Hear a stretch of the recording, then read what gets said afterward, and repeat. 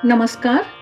आइए सुनते हैं स्वामी निखिलेश्वरानंद जी की पुस्तक आधुनिक मानव शांति की खोज में से आज का अंक। इससे पहले हम स्वजन की मृत्यु का आघात लगे तब, मृत्यु को भी खेल के समान मानो आदि विषयों पर उनके विचार सुन चुके हैं।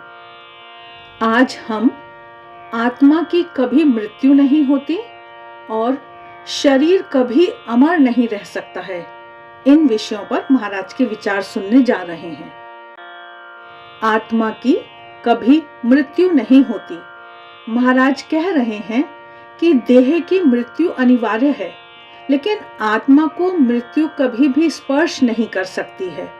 इसीलिए आत्मज्ञानी योगी मृत्यु से कभी विचलित नहीं होते हैं और देह में कभी आसक्त नहीं होते हैं। उन्हें जीवन की लालसा नहीं होती है, वे नित्य मुक्त होते हैं। यदि कोई उनके शरीर की हत्या करने आए तो भी वे विचलित नहीं होते हैं। बादशाह सिकंदर को ऐसे एक नित्य मुक्त महात्मा का अनुभव हुआ था। जब वह विश्व विजय करने निकला था, तब उसके गुरु ने कहा था कि तू हिंदुस्तान जा रहा है तो वहां से किसी सच्चे महात्मा को लाना। हिंदुस्तान में आने के बाद उसने ऐसे महात्मा की खोज की। उसने अपने मंत्री को भेजकर एक महात्मा को बुलाया। उस महात्मा ने सिकंदर के पास जाने से मना कर दिया, तो स्वयं सिकंदर महात्मा के पास गया। उनको प्रणाम करके कहा, आप मेरे देश चलिए, मैं आपको अपार संपत्ति दूंगा। आपको अब इस प्रकार दिगंबर होकर जंगल में वृक्ष के नीचे नहीं रहना पड़ेगा।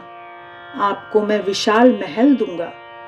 तब उस महात्मा ने कहा, मैं क्यों तुम्हारे साथ जाऊं? मुझे यहाँ किस बात की कमी है? वृक्ष मुझे फल देते हैं, नदी मुझे पानी देती है, वस्त्रों की मुझे आवश्यकता नहीं, मैं सदैव आनंदमय हूँ। सिकंदर को ना सुनने की आदत नहीं थी। इस उत्तर को अपमान समझकर वह आग बबूला हो गया। उसने महात्मा को मारने के लिए म्यान में से तलवार निकाल ली। यह देखकर महात्मा ने सहजता और निर्भयता से कहा, तू किसे मारेगा? मैं तो वह अजर अमर आत्मा हूँ जिसे शस्त्र छेद नहीं सकते, अग्नि जला नहीं सकती, पानी गला नहीं सकता, पवन सुखा नहीं सकता। वह नित्य सर्वव्यापक, स्थिर, अचल और अनादि है। मैं बुद्धि नहीं हूँ, चित्त नहीं हूँ, अहंकार नहीं हूँ, मैं चिदानंद रूप शिव हूँ। तू मुझे क्या मार सकता है? आत्मा से निकली ऐसी वाणी कभी सिकंदर ने नहीं सुनी थी। सुनकर वह हतप्रभ हो गया। उसकी तलवार ठहर गई। तभी महात्मा ने कहा, मूर्ख, तू स्वयं ही अपने देश में नहीं पहुंच सकेगा, तू मुझे क्या ले जाएगा? सिकंदर महात्मा को प्रणाम करके वहां से चल पड़ा। सच में वह अपने देश नहीं पहुंच सका। रास्ते में ही उसकी मृत्यु हो गई।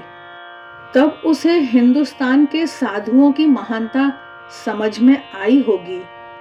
महाराज आगे बता रहे हैं कि इस प्रकार शरीर तो नश्वर है ही, किंतु आत्मा अमर है। अतः आत्मज्ञानी निर्भय रहता है। वह मृत्यु से नहीं डरता, क्योंकि वह जानता है कि वह स्वभावतः अमर है। आगे महाराज शरीर कभी अमर नहीं रह सकता, इस विषय पर अपने विचार प्रकट करते हुए बता रहे हैं कि मेरे पुत्र को कोई जीवित कर दो। मेरा इकलौता बेटा है, मेरा लाडला मुझे छोड़कर चला गया, मैं उसके बिना नहीं जी सकती। हाथ में मृत पुत्र को लेकर क्रंदन करती हुई किसा गौतमी को देखकर सभी के हृदय पिघल गए। लेकिन उसके पुत्र की अकाल मृत्यु को यमराज के दरबार से कौन वापस ला सकता है? तब किसी ने उसे कहा, भगवान बुद्ध के पास संजीवनी शक्ति है, वे तेरे पुत्र को अवश्य जीवित कर देंगे, तू उनके पास जा। हाथों में मृत पुत्र की देह को लेकर गौतमी बुद्ध के पास आई और रो रो कर अनुनय विनय करने लगी कि वे उसके पुत्र को जीवित कर दें।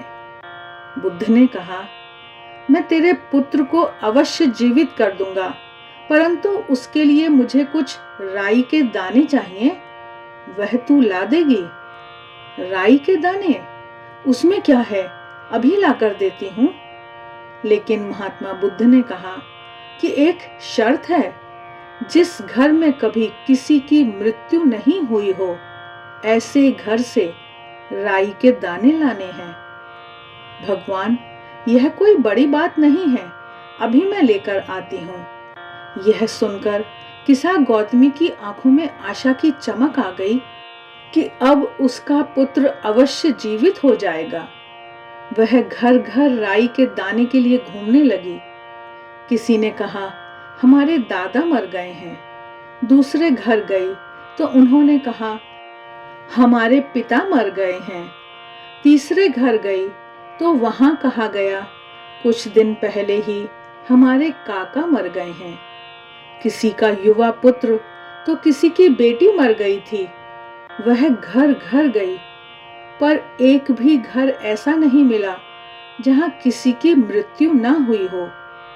उसने बिल्कुल निराश और हताश हो भगवान बुद्ध के पास आकर कहा, प्रभु, आपके द्वारा मंगाए गए राई के दाने में नहीं ला सकी।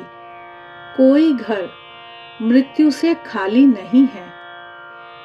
तो तुझे समझ में आया?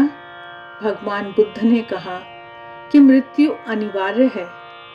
जिस शरीर को आत्मा छोड़ देती है, वह उसमें वापस नहीं आती है। इसलिए मृत्यु को स्वीकार करना ही पड़ता है। महाराज बता रहे हैं कि भगवान बुद्ध ने गौतमी को देह कभी अमर नहीं हो सकती, इसका ज्ञान देकर उसे पुत्र मोह और शोक से मुक्त किया। इसलिए ज्ञानी मनुष्य शरीर में आसक्त नहीं होते हैं, पर अमर आत्मा के साथ जुड़े रहते हैं। आशा है आज का यह प्रसंग आपको अच्छा लगा होगा। यह श्रृंखला हम क्रमबद्ध रूप से प्रस्तुत कर रहे हैं। मिलते हैं फिर। आप सभी की मंगल कामना के साथ। नमस्कार।